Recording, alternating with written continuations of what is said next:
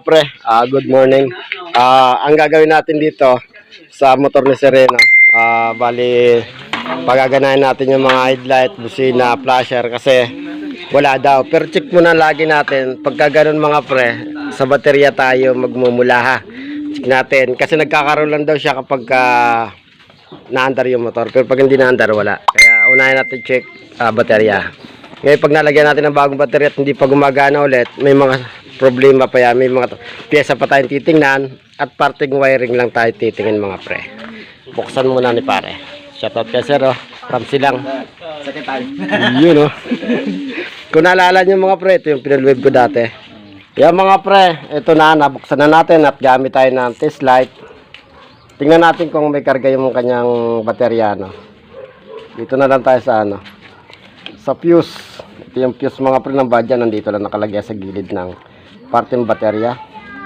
Check natin. Wala, lobat siya mga pre. Subukan muna natin ngayon.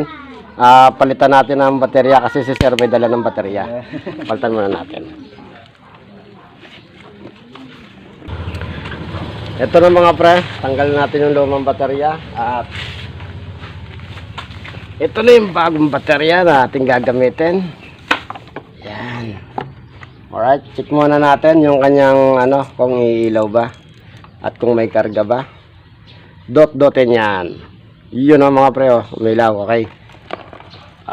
Salpak na natin to. Red wire sa red wire. Ito yung mga pre positive. Tapos ito naman yung negative. Black to green. Black to green wire. Tama. Black na may yung yellow. Dugtong muna natin dito. Okay.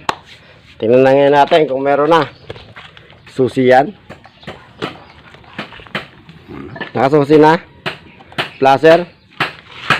Walang flasher. Mga pre, ganitong pag-check muna pagka nangyari sa inyo to. Yung dolo ng test light lagay ulit natin sa body ground. Patay ka susi.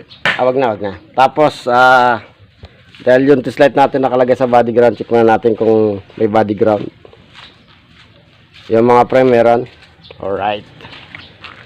Ngayon naman dahil natin to. Unahin natin yung kanyang flasher relay. Pero bago tayo pumunta ng flasher relay, dito muna tayo sa dulo ng kanyang fuse kasi dito minsan nagluloko. Dito tayo sa galing baterya, test natin. Meron. Sa kabila, papuntang harness ng motor, dapat meron din. Ayun kita nyo mga pre.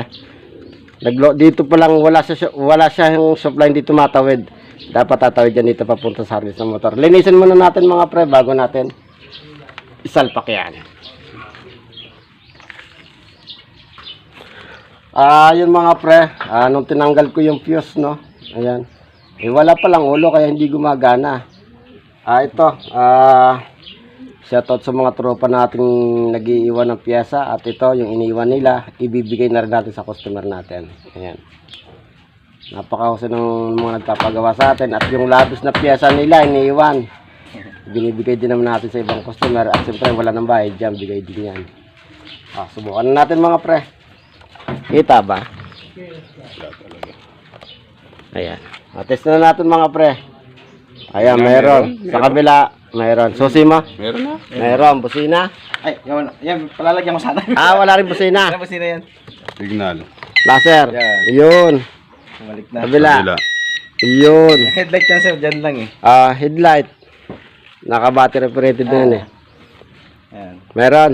Okay. Yan mga pre, ganun lang. Dahil wala siyang busina, walang busina mga pre, kakabitan pa namin.